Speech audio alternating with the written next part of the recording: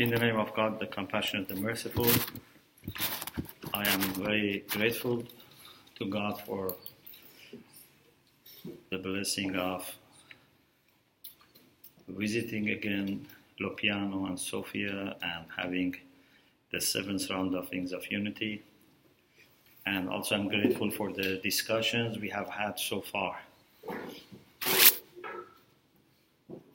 I hope my presentation would be something that afterwards I will feel grateful and not embarrassed.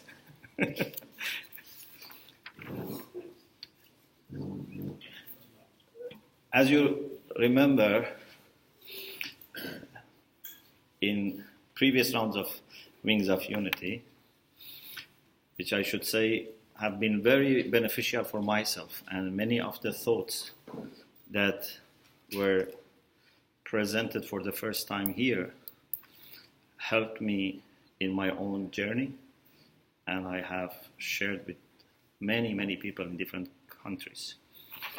So one thing that we discussed was that according to Quran, God has sent only one book, but different versions, different editions, but it's one book. God has not sent many books. جاءتهم رسلهم بالبينات والزبر والكتاب المنير. Their messengers have brought them the scriptures, manifest signs, and the illuminating book, not books. And I remember when I said this, one of our friends asked, what about those cases in the Quran that God talks about books? For example, we have this, that believers believe in God and the messenger and the books. Or Lady Mary confirmed words of her Lord and books. So I said, God has sent one book, messengers brought one book, but what we have in hands of people and minds of people are books. So we treat Torah and Gospel and the Quran and other books as different books, but actually these are presentations of one common book. Another thing that we discussed, and this was discussed in Toronto, was also according to the Quran there is one religion. There are no many religions. No prophet said that I bring a new religion.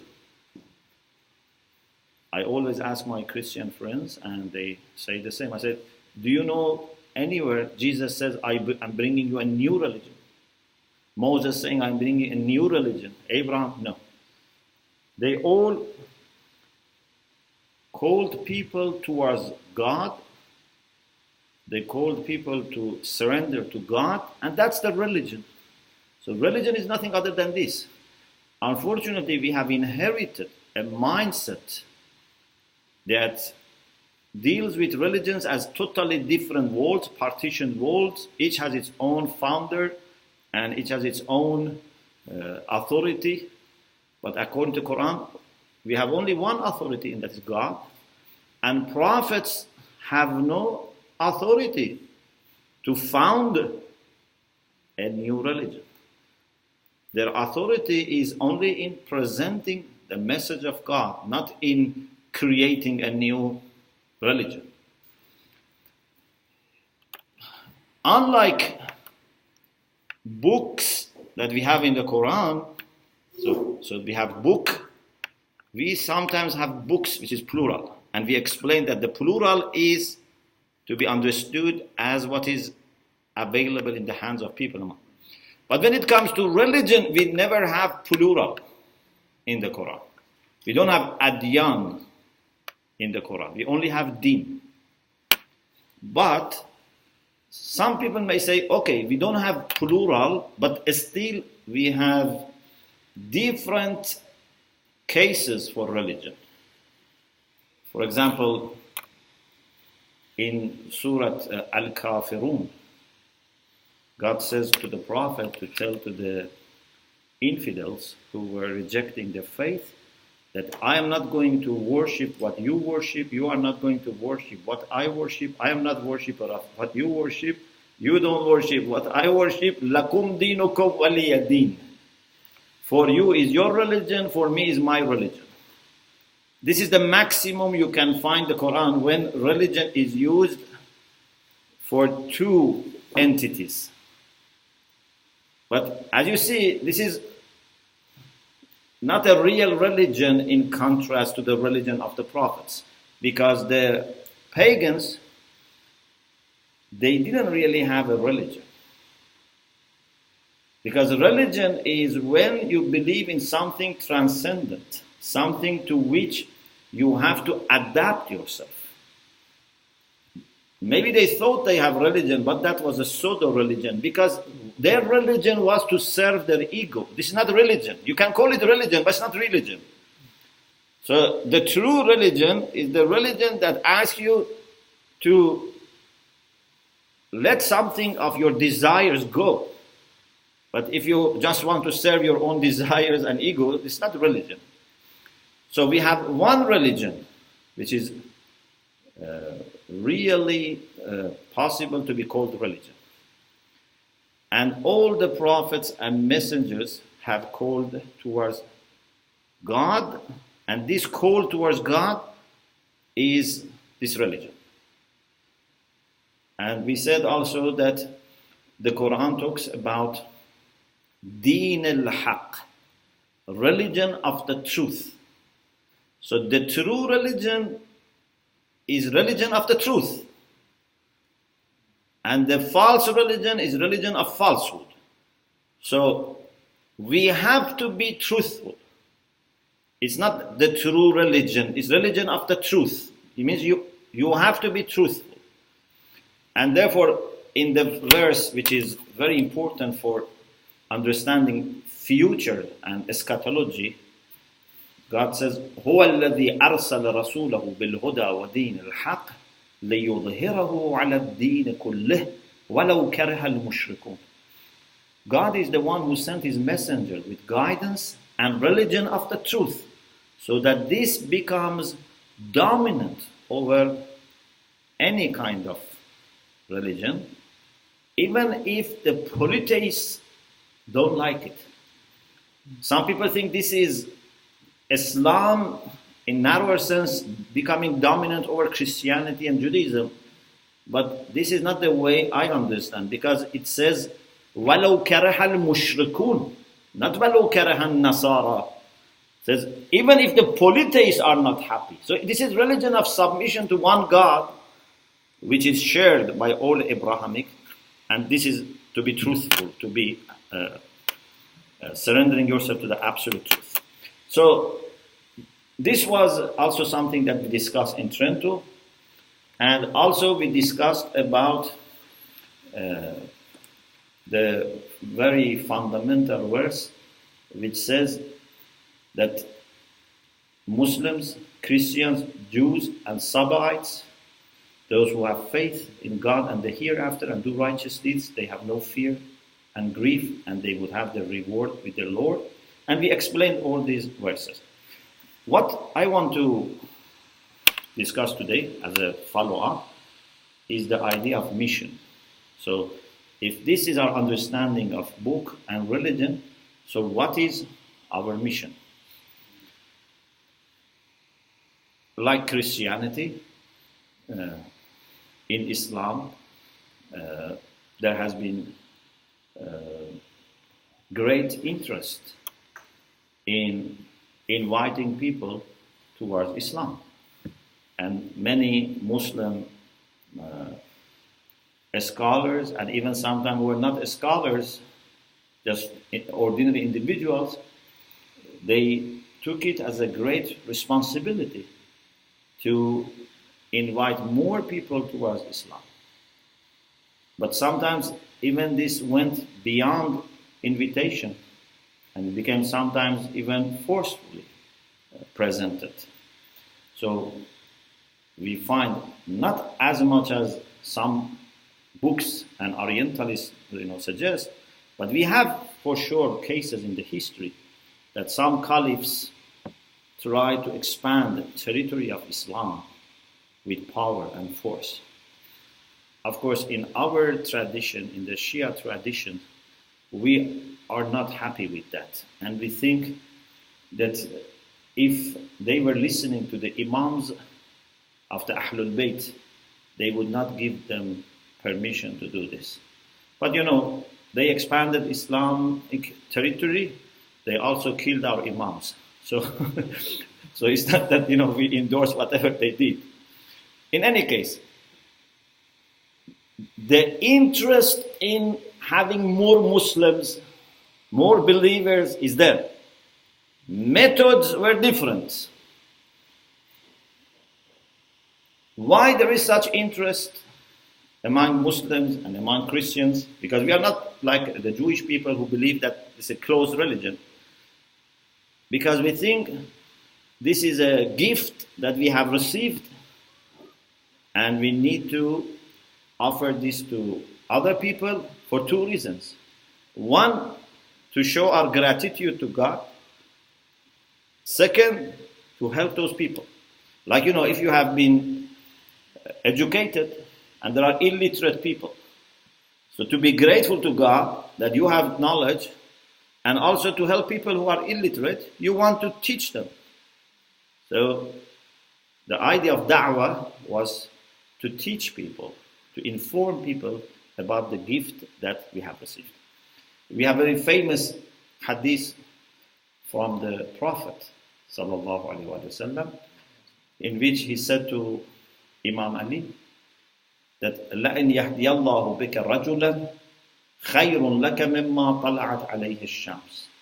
If God guides one person through you, is better for you than whatever sun has been shining on. So if you can get acres of land, it would not be as good as the reward that you receive for guiding one person. So there's great reward in guiding people. But now the whole question is how God is going to guide people through you. You are not going to guide. Yeah? Because it says, لَإِنْ يَهْدِيَ اللَّهُ بِكَ رَجُلًا. If God using you guides someone. But how you let God use you to guide people? So this is the whole question. So what I would like to share is to reflect on some verses of the Quran about the Prophet. And if we understand what was the mission of the Prophet, then we can also understand in the light of that what will be our mission. There are many verses in the Quran, but I would like to reflect only on one passage from Surah Al-Ahzab. Mahnaz, can we have that verse? Yes.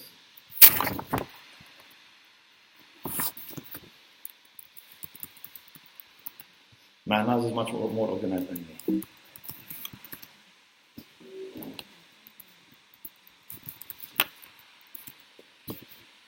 So, till it gets ready, I want to remind ourselves of a point that we mentioned here in previous rounds of Wings of Unity, that after meeting in Nairobi, when I heard that one of our very good,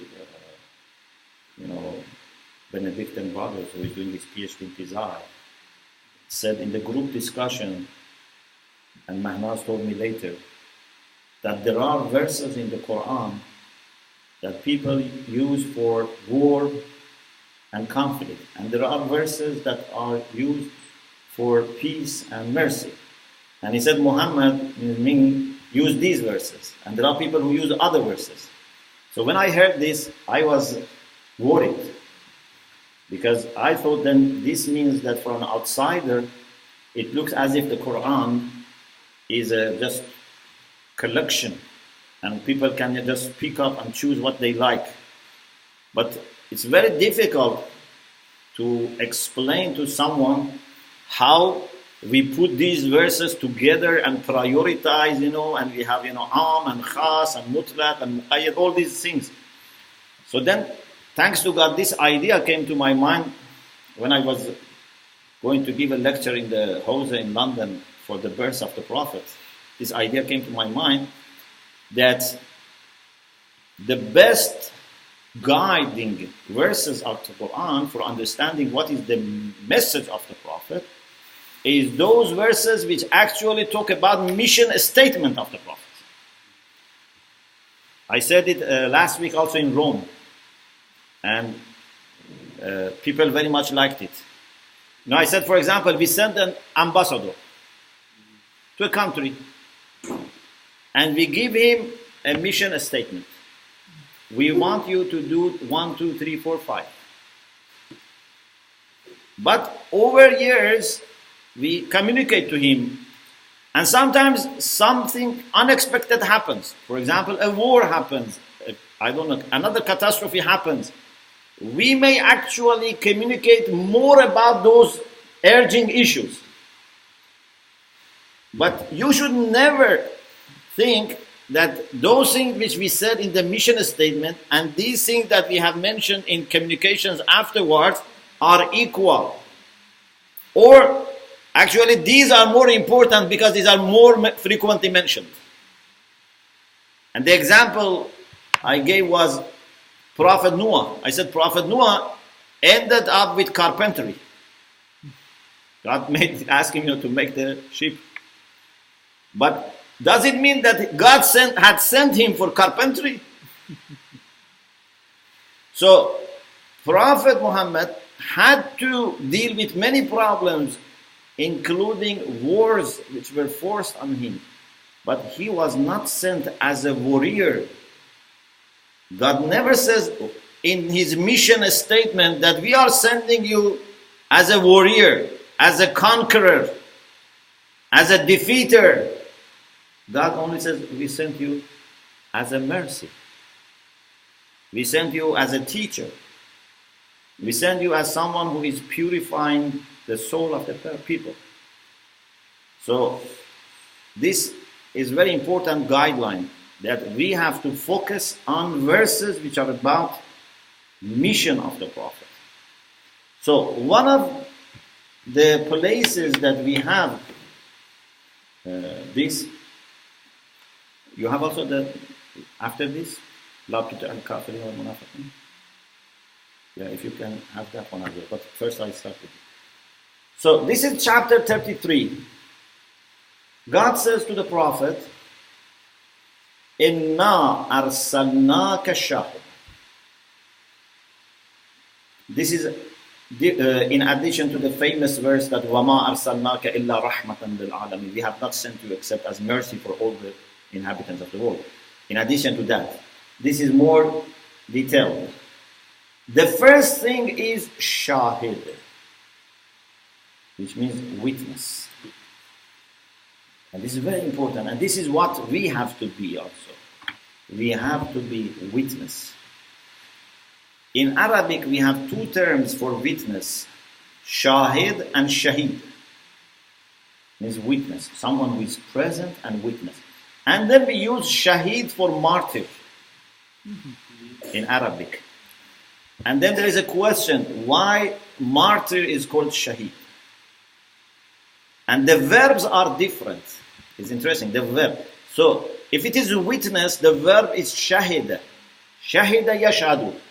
But if it is martyr, the verb is ustushhida. So the verb is not the same, but the adjective is the same. Why a martyr is called shaheed? Many people say, because martyrs are present. Although they die, but they are present. I think it's more than this. Because we believe all the dead people are present. I think the reason a martyr is called shaheed is because his death is a witness. So his death is a witness for the truth that he was killed for. Yes? So every martyr, by offering his blood, becomes a supporting witness for the truth of the message. But martyrs may be only witness because of the way they were killed. But what we need people who are witness even when they are alive. So we need living witnesses, not just killed people who are witness. And of course, if these people are killed, then become double witness. So in their life and in their death, they are witnesses. So the Quran talks about people that during their life they are witnesses. And we have many verses in the Quran that talks about this category of people. Actually, we have 4 categories of people who are at the top. And this is in the verse in chapter 3. من يطع الله والرسول فأولئك مع الذين أنعم الله عليهم. Whoever obeys God and the Prophet are with the people that God has bestowed His blessings upon them. For us, these people are very important because in every salat we ask God, اهدنا الصراط المستقيم صراط الذين أنعمت عليهم. Show us, guide us to the path which is the right path, and this is the path of those that you have bestowed your blessings upon them. Who are those people? The other verse explains. These are the people who obey God and the Messenger, من النبيين والشهداء والصديقين والصالحين. The prophets, the witnesses, the righteous people, and the most truthful people. So these are top categories, and one person can be actually more than one category. For example, Ibrahim was a prophet and also Siddiq, most truthful. So, witness is a very important concept in the Quran, and these are the people that stand up and stand for virtues. They stand for the truth, and they stand for the truth and virtues, and God on the day of judgment brings them. For every generation of people, there is at least one witness that God on the day of judgment brings them and asks him to be a witness about the people, and also ask people whether they followed him or not. In any case, the Prophet is sent as a witness. So, not as a preacher, not as someone who gives lectures or sermons or runs, courses or whatever. The main thing is that his entire being is a witness. So, he is a representation of the truth. Whether he talks, whether he's silent, whether he's interacting, whether he's not interacting. وَمُبَشِّرًا, and someone who gives good news. Bishara, like gospel. So for us, this concept of Bishara is very important, to give the good news. وَنَذِيرًا. One of the things that I would like to know about Christianity is, do you have this also emphasis on this? Because the Quran very much emphasizes on the fact that the prophets at the same time that gave the good news, they warned people to warn. So this is very important in the Quran. If maybe you can then tell me. وَدَاعِيًا إِلَى اللَّهِ بِإِذْنِهِ. We sent you as someone who invites people towards God with His leave, with His blessing. And this is a very important concept, and this is different from normal calling towards God. In Islamic theology, we say there are 2 ways to invite people towards God. What we can do, any person can do, every person who has knowledge can do, is to show people the path towards God. And this doesn't need any appointment by God. Any person can show the path to God. But there are people that God has appointed them to take people to Him. That's different. Two types of guidance. Sometimes you ask me, where is the house of the king? I give you direction. Sometimes you ask me, take you to the king. I need permission from the king. So the Prophet was da'iyan ilallahi bi'idhni. So God said to the Prophet, go and bring people to me. So in my understanding, this means that if any person is taken by the Prophet, he would be certainly accepted. It's impossible that someone takes the invitation through the Prophet and would be rejected. وَسِرَاجًا مُنِيرًا. We sent you as an illuminating light. Sirajan Munira. So the Prophet is giving light. The book is giving light, Kitab al-Munir, and Siraj al-Munir. So the Prophet has light and also carries light. Then the next verse is very important because you have the next one? Yes, it's very important about the whole idea of war and relation with the people who are rejecting the faith. So it says, وَبَشِّرِ الْمُؤْمِنِينَ بِأَنَّ لَهُم مِّنَ اللَّهِ فَضْلًا كَبِيرًا. Again, good news. Give the good news to the believers that God is going to have great favor upon them. So, twice God is giving bashara, good news. One is mubashiran at the beginning, but the second time, especially for the believers, that God is going to have great favor for you.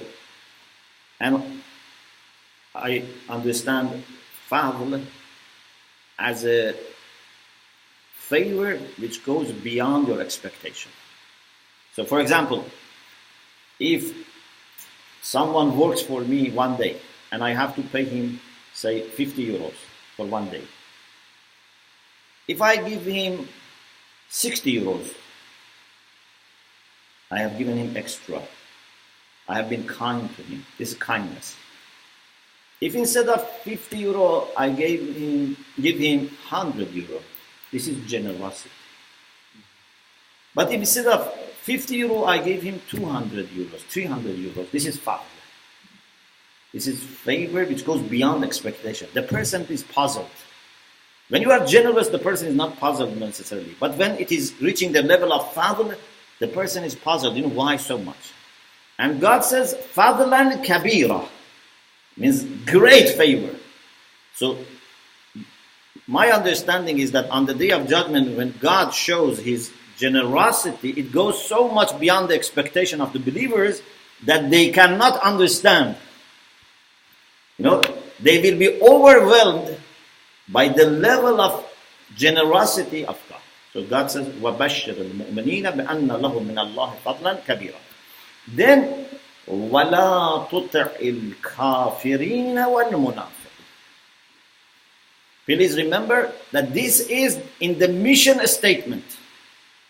So this is a guiding verse that Prophet has to remember in all 23 years of his ministry. What is the guiding verse? You don't see anything about fight.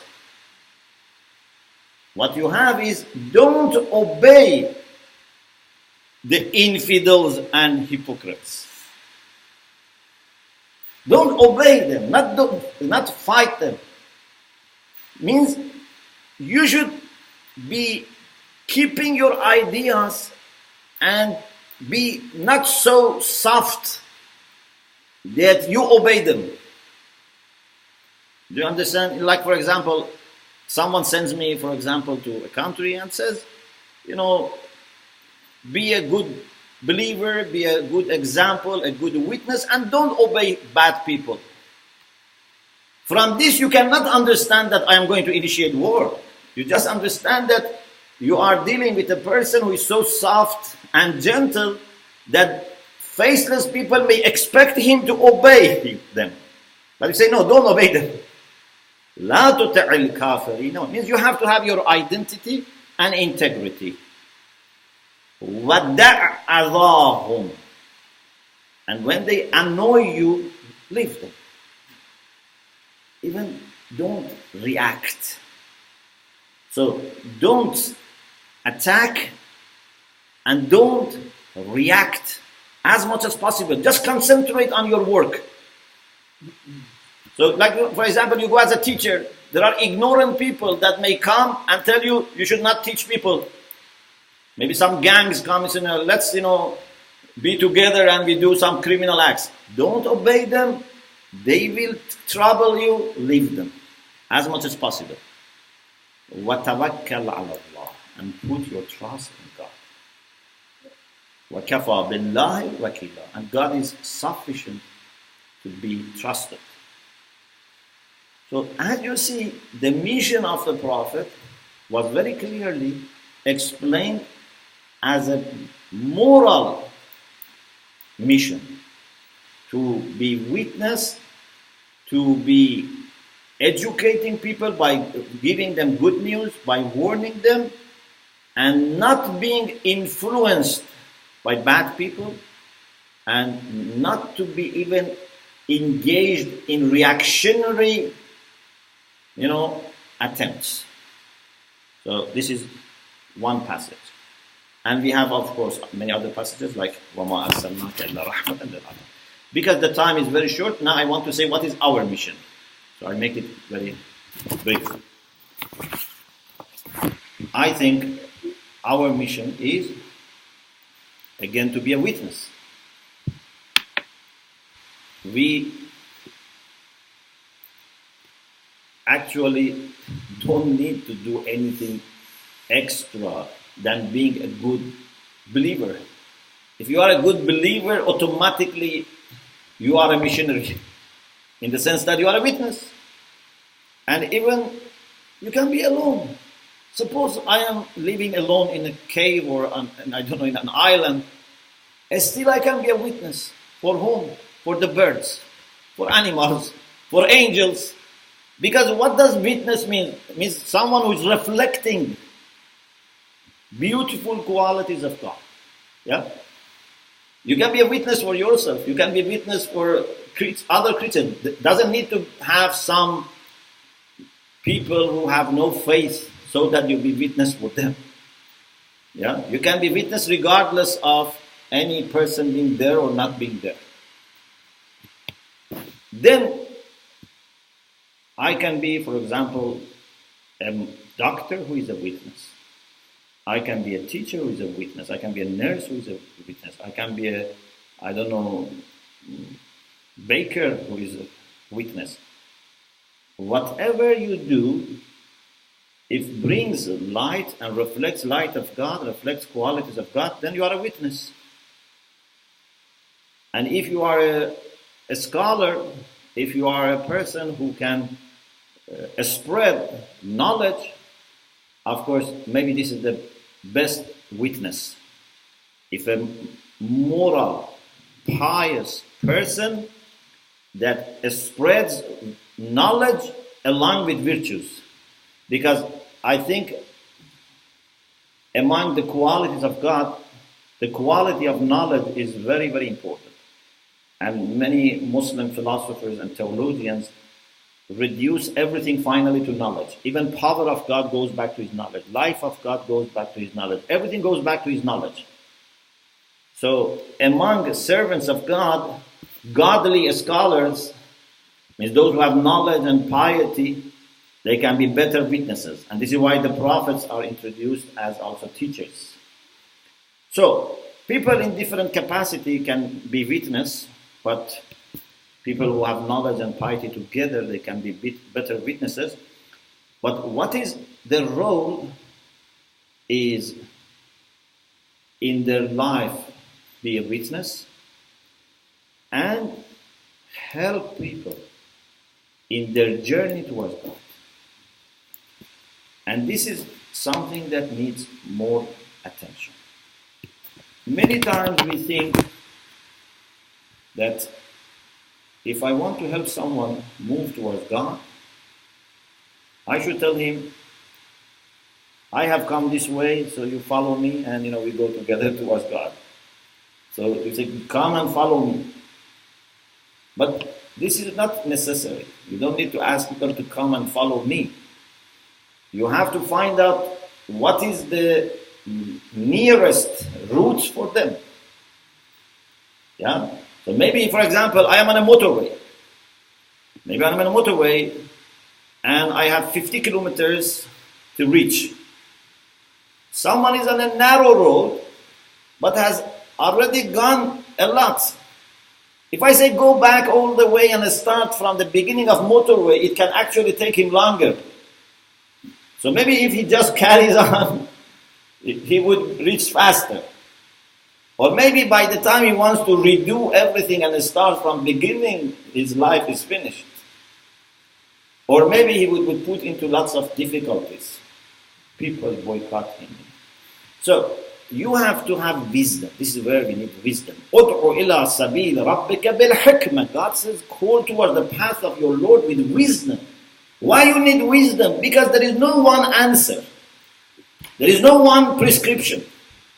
This bil-hikmah is very important. If it was just a general prescription, you don't need wisdom. If, for example, we had only one illness and one medicine, we didn't need doctors. If there was only one illness and one prescription, we didn't need doctors. Why we need doctors? Because we have many types of illnesses and we have many types of medicines for each type of illness, and you have to measure the amount of illness and see which medicine works better. Yeah? So, this is why in the Islamic tradition and Arab tradition, we used to call doctors Hakim. Because they needed to have some wisdom. Sometimes the symptoms look very much the same, but with experience and maturity and wisdom, they can identify what illness is this and what medicine is better. So, when you want to help people in their journey towards God, you need wisdom. أُدْعُ إِلَىٰ سَبِيلِ رَبِّكَ بِالْحِكْمَةِ.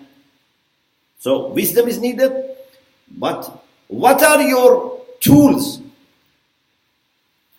What are your methods? What are your medicines? Weapons? No. Money? No. Giving them services, like physical services, like, making them houses or whatever so that they believe? No.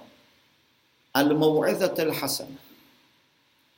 Beautiful words of preaching. Because you want to enter to heart of people through their minds.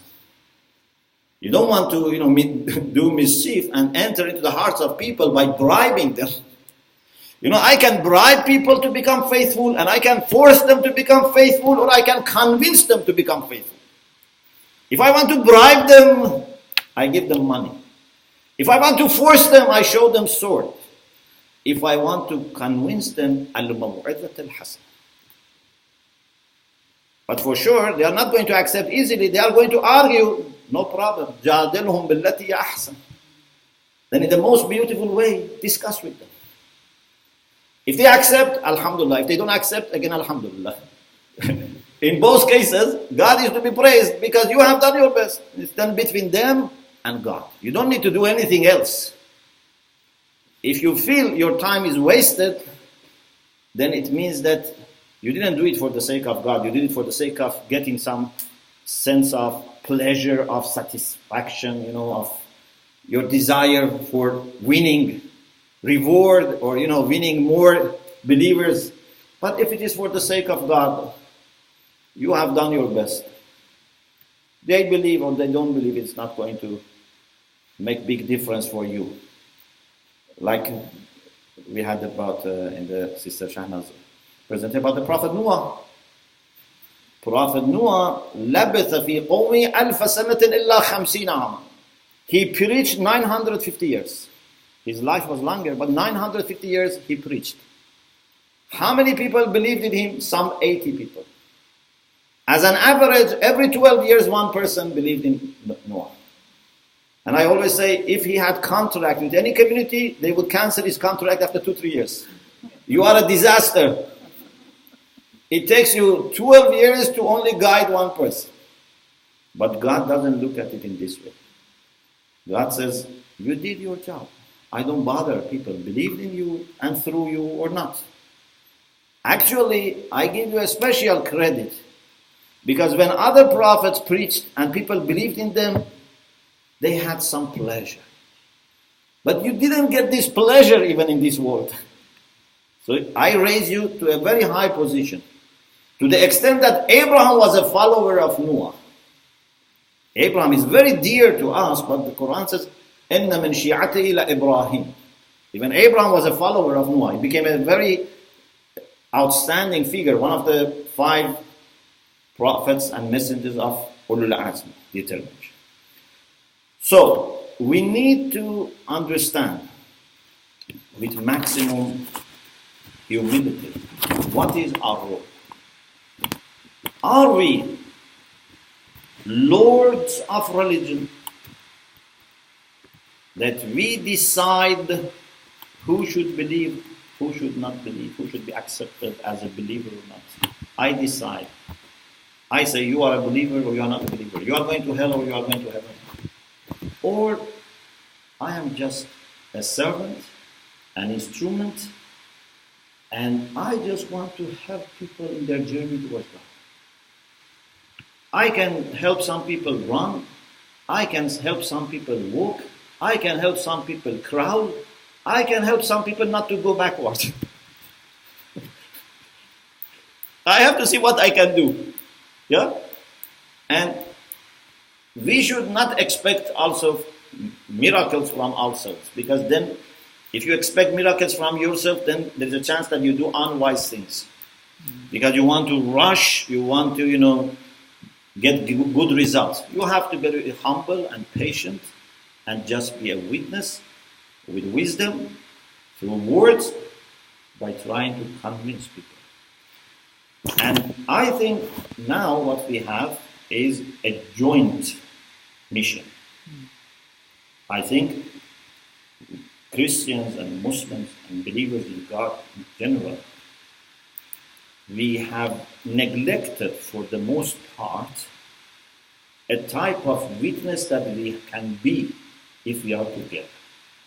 We always thought, I can be a witness as a Muslim, or I can be a witness as a Christian.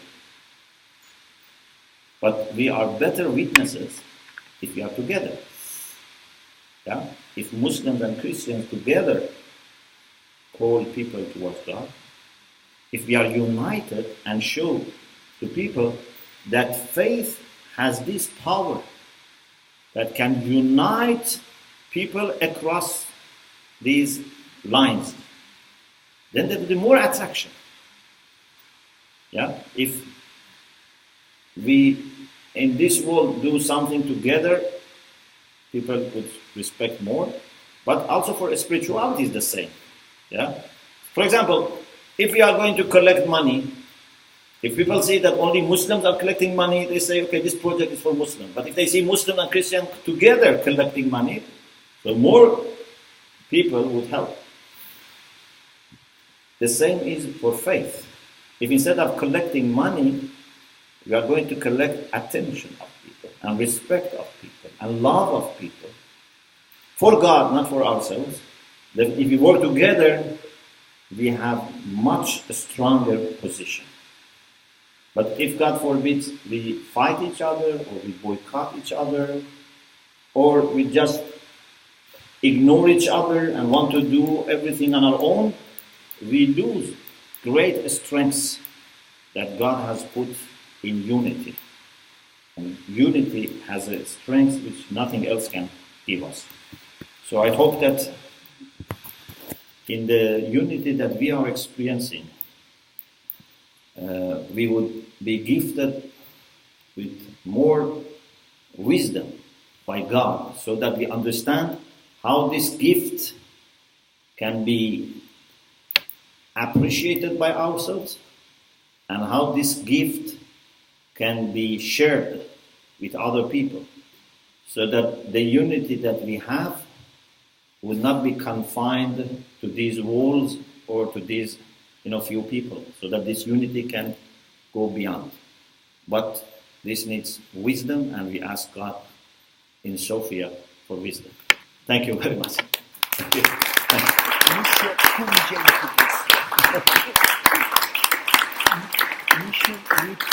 Yes. Thank you. Thank you. Thank you. Thank you. I think we have to